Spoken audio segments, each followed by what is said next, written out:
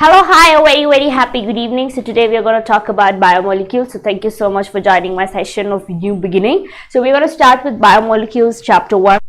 Your suggestions. So we're going to start this topic of biomolecules. So please don't forget to like, share and subscribe. Okay, so biomolecules is a very important topic. So at times it's a bit tricky where students find it really difficult to cooperate or cope up with this chapter. So we're going to see this chapter divided into small lectures so that it's easy for you to understand, and yes, you can even watch a recorded lecture later. So let's start off with biomolecules. So this is third unit of your class 11. So where you talk about the cell, then you have biomolecules, then you have cell cycle and cell division. All right, yes.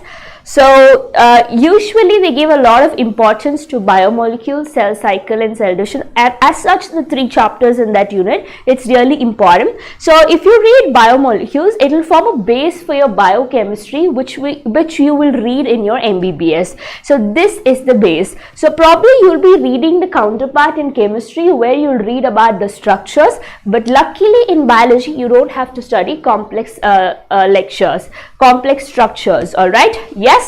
Okay, so it's very easy in that sense that you don't have to read the structure, so that itself brings a big amount of relief to you. So now let's move forward and talk about biomolecules. I'll just introduce it to you. So let's talk about the first half of biomolecules. So how and why did it all start? All right, yeah, so let's move forward. So lecture 1, biomolecules. So please refer your NCERT. So your NCERT is like a Bible for your needs. So please refer your NCERT. All right. So what are the elements and compounds that is present in a living organism? So we know, we have read evolution, right? So life came from, the first cell. So we have read evolution in bits and pieces. So you have inorganic molecules. Inorganic molecules gave birth to organic molecules, and organic molecules gave birth to cell, right? So what are those macromolecules? So when I take a living tissue, what is inside a cell? What is inside mitochondria? What is inside nucleus? So what is the ultimate composition of a lot of things inside your cell? So if I isolate your cell, if I centrifuge them at high speed, so what are the components that I will get? So we are going to see. So this was the question that led us to this topic of biomolecules. So all living organisms are made up of same chemicals, elements and compounds. All right, yes. So we are going to see how it is. So actually when they found out what exactly is made in your, what exactly is your living tissue made of, so they found that whatever makes up your living tissue, so that is what is found in the crust of the earth. So in fact the same thing is made of, it makes up the crust of the earth. So somewhere the same process is happening, right? So they found a similarity between what is present inside your living tissue and what is actually present on the earth's crust. All right.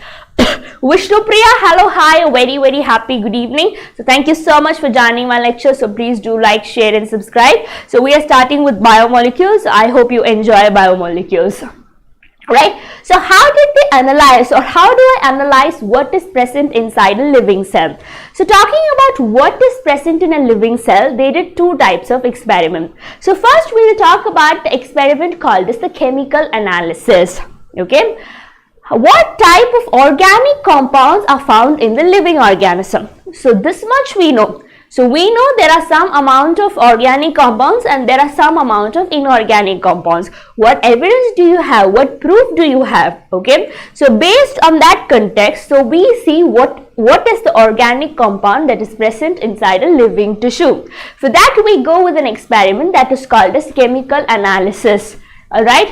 Okay. So you take a living tissue. All right, so you grind the living tissue in your trichloroacetic acid, that is Cl3COOH. Okay, so in a way you can write it as CCl3COOH, that is your trichloroacetic acid. But why do you homogenize your cell in trichloroacetic acid? Let me tell you. So take a living tissue. So how do you take a living tissue? So take out your toothpick and scrub the inner cells of your cheek. So that is a living tissue. Or take a piece of tissue, from a butcher. So when he cuts a chicken or a goat, so ask for a piece of tissue, he will keep up a piece of tissue, so you can take the tissue. So take a mortar and pestle. So you would have seen what a mortar and pestle looks like this. Yes, so please put that in a mortar and pestle and please grind it using your CCl3. So this is your trichloroacetic acid.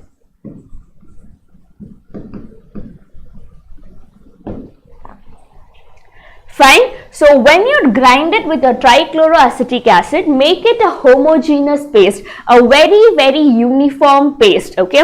So it forms a thick homogeneous paste. Now filter it with the help of a cheesecloth.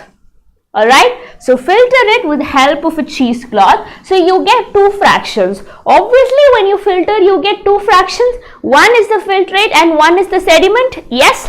Okay.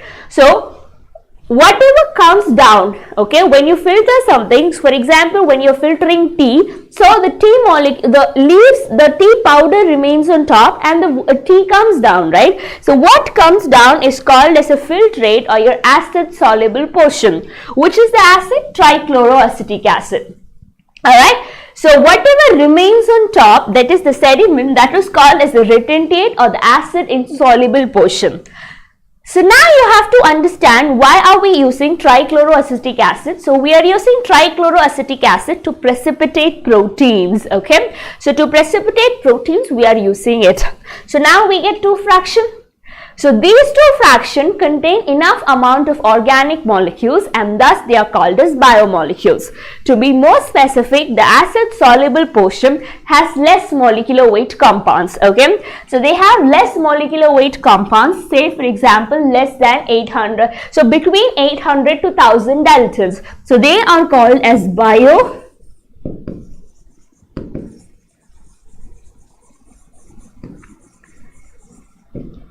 micromolecules, or simply they are called as biomolecules. Fine.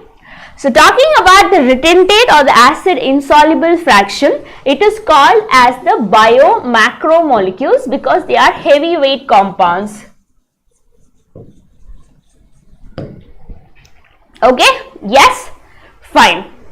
So now moving further, so now we are going to define all the carbon containing compounds from the living tissues are called as biomolecules. Okay, how about the inorganic elements and their compounds? So we also know a living tissue also contains inorganic molecules. Yes, do you agree? So we have calcium and magnesium, we have sulfur, they are inorganic, right? But what proof do I have to prove that yes, our cells also contain the inorganic molecules? Right?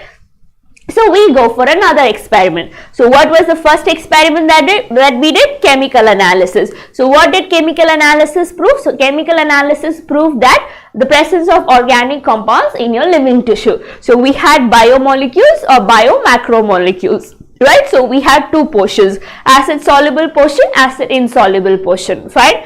So moving further, what about the inorganic elements and their compounds? So how are we going to prove that there is an inorganic compound? So we are going to do something that's called as a destructive experiment. Alright. So a living tissue, you take a living tissue by the same means or by a different means and you dry them.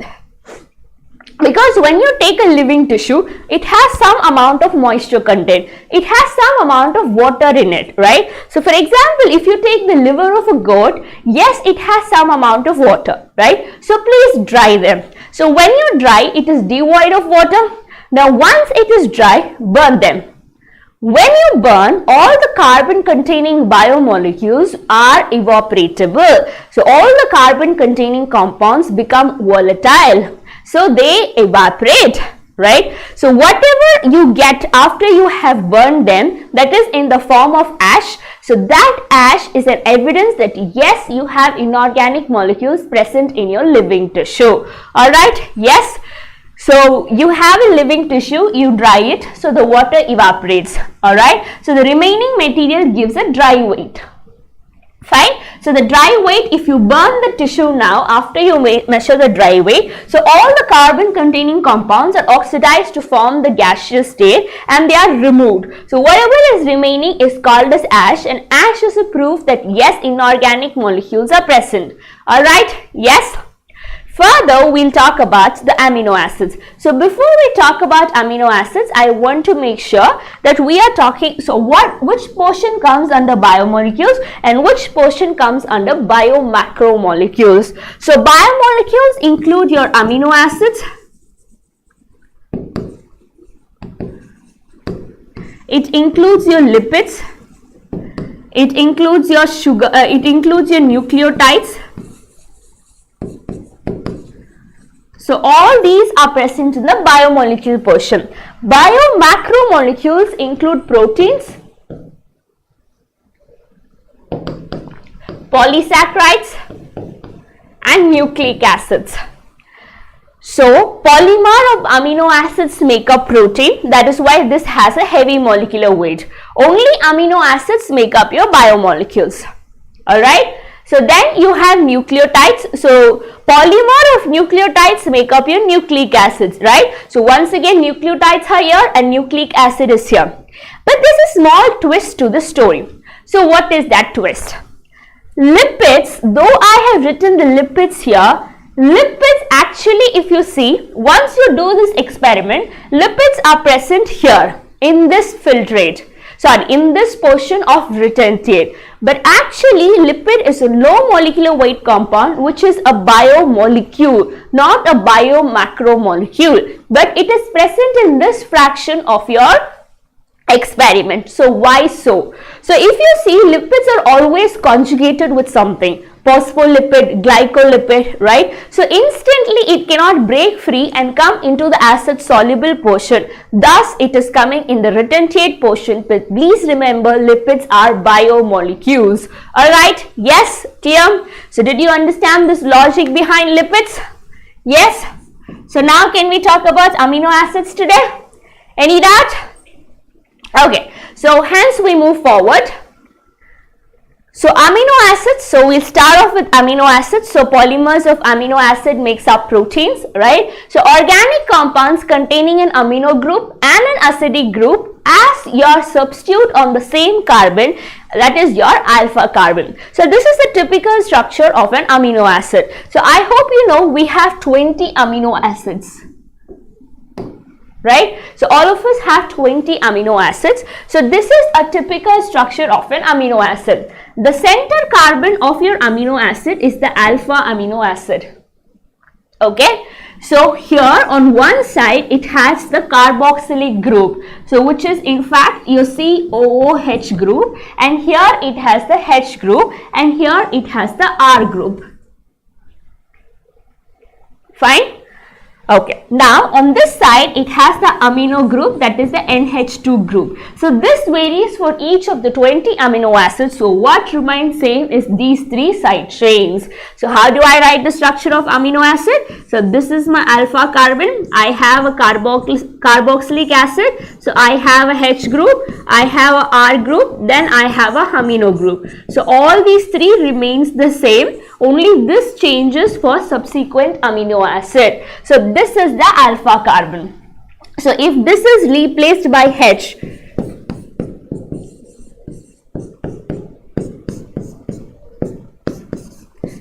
so this is the simplest amino acid, that is your glycine.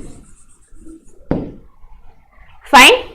Okay, so how can I classify amino acids? So there are various ways by which you can classify amino acids. The first way, how do you classify amino acids, is based on their requirement. So you classify amino acids as essential amino acids and non-essential amino acids. So essential amino acids are those that are required through diet.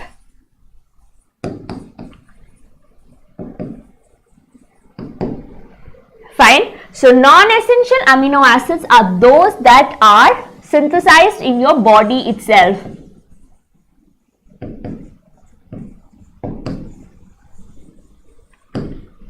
Okay, so that's why they say you need to have a balanced diet, because your body takes certain amino acids from your diet. So this is very important. You have to remember which is your essential amino acid, which is your non-essential amino acid. All right. Moving further, so I told you can classify amino acids in various ways. Okay, so this is also one way. So amino acids can be hydrophilic or hydrophobic. So hydrophilic means it is polar, okay, and hydrophobic, it is non-polar. So non-polar means it is not charged, right? So this is charged. Fine. Okay, so your hydrophilic or the polar molecules can further be divided into negatively charged amino acids, positively charged amino acids, and uncharged, that is neutral molecules. Okay, so negatively charged is your aspartic acid and glutamic acid, because they have the COO minus. So positively charged is NH3 plus, they have in one side trim, so lysine, arginine, and histidine. Okay, so uncharged, so they are neutral molecules like your serine, threonine, aspargine, glutamine, cysteine, and tyrosine. So please remember, serine is a very important example. All right, yes. Okay, hello, I don't know how to pronounce your name. Yes, welcome to my class and thank you so much for joining my lecture. So please do like, share and subscribe. Okay, your name is Aditya. Yes, Aditya, thank you so much for joining my lecture. So please do like, share and subscribe. All right. Okay, so if you look into the hydrophobic part, so it can be divided into aliphatic and aromatic side chain. So aliphatic, so includes your glycine, alanine, valine, leucine, isoleucine, proline, and methionine. So wherever there is an aromatic side chain, so that is your phenylalanine and your tryptophan. Fine. So these are the two ways only I told you how to classify an amino acid, right? But see, this is the whole way I can tell you how to classify polar, non-polar, or non-polar aliphatic, polar uncharged, non-polar aromatic, negatively charged, positively charged. So there are so many ways. Okay. Yes. You can't teach in Hindi or Hindi English. Okay, so I don't mix the language because it's a purely English medium platform. So you have the very equivalent Hindi medium platform as well. So I don't mix. So this is a pure English medium channel. All right. But if you want, I can slow down. So if I slow down, if you'll understand, yes, I can do that much of help for you. So these are the various classifications. So my motive to show this is to not confuse you or scare you or to tell you to read the structures. But my motive is to tell you there are various ways of classifying amino acids. The first way is to classify them into essential, non-essential amino acids. The second way is to classify them into polar, non-polar, that is hydrophilic or hydrophobic, and further sub-classifications. So I want you to remember at least two examples under each classification that we read in the previous chart. All right. Yes. So please remember this examples, wherever positive, negative and uncharged is important. So please remember the examples. So should I call you Dee or ma'am? So that's up to you. So I have no issues. So I'm here to help you out. So if you have any doubt related to your biology, you're most welcome to ask me. Yes, you can consider me as your friend. So it's no harm. All right. Yeah. So what is Witter ion state? So in your body you have various pH. You agree? Your saliva has one pH, which we read in digestion. So your stomach has one pH and so does your small intestine, right? So our body has varying pH. So based on the pH, amino acids can take up different forms. So at the physiological pH, say at the neutral pH or the pH of blood, which is 7.4, amino acid has a neutral charge. That charge is Witter ion state. Okay, how to deal with addiction of what? Of mobile phones. Of mobile phones. So how long do you use mobile phones in a day? So almost 8 hours, 18 hours. Yes, how many hours you use? Okay, so at physiological pH, amino acid takes up a net charge to be 0. So see, at a physiological pH, it has positive as well as negative charge. So the net charge is 0.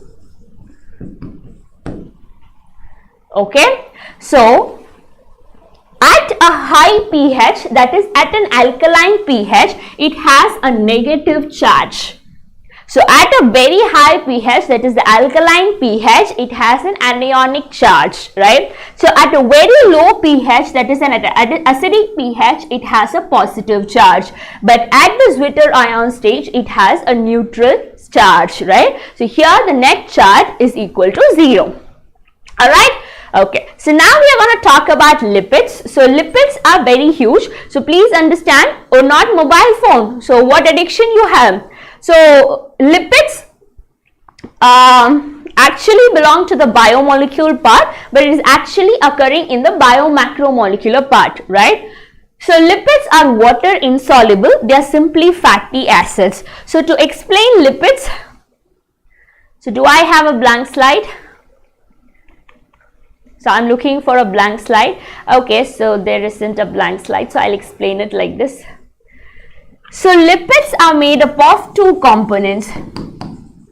So lipids are made up of fatty acids plus glycerol. Okay, so we have 3 molecules of fatty acid and we have 1 molecule of glycerol. Fine? Okay. So fatty acids are carboxylic group attached to the R group. So lipids are made up of fatty acids plus glycerol. The fatty acids are carboxylic group attached to an R group. So fatty acids can be saturated or unsaturated. Fine. So a simple lipid, which is a glycerol, is also known as trihydroxypropane. So the glycerol in chemical terms, it is called as trihydroxypropane. So your fatty acids based on the R chain, it can be monoglycerides, diglycerides or triglycerides. So this is your palmitic acid. So you can count how many carbons it has. 1, 2, 3, 4, 5, 6, 7, 8, 9, 10, 11, 12, 13, 14, 15, 16, 17. So palmitic acid has 17 carbon chains, right? Yeah, so this is your arachidonic acid, so this has more, right? So this is your lipids. So based on the melting point, your lipids can be divided into fats and oils. Okay, so oils have lower melting point, especially your gingerly oil. So that is why they remain as oils in winter. For example, if you look into a coconut oil freezes during your winter. Whereas certain oil like your gingerly oil or your mustard oil remains in the oil state throughout winter. That's because they have a very low melting point. So some lipids, that is, some lipids are conjugated with your phosphorus and they have a phosphorylated organic compound, that is your phospholipids. So your phospholipids are found in the cell membranes as well. So example is your lecithin. Alright, so neural tissues have lipids with more complex structures like your sphingomyelin. So you can look into the net as to what is your sphingomyelin. So this is the structure of your lecithin. So you have 3 R groups, right? Yes? Alright, so with this we are done with your lipids, but you can look into what is unsaturated and saturated fatty acids and we'll discuss in the next class, that is on Wednesday. Alright, so thank you so much for watching my lecture. So I'll meet you on Wednesday, so please don't forget to like, share and subscribe. So until then, this is me signing off, so take care and bye.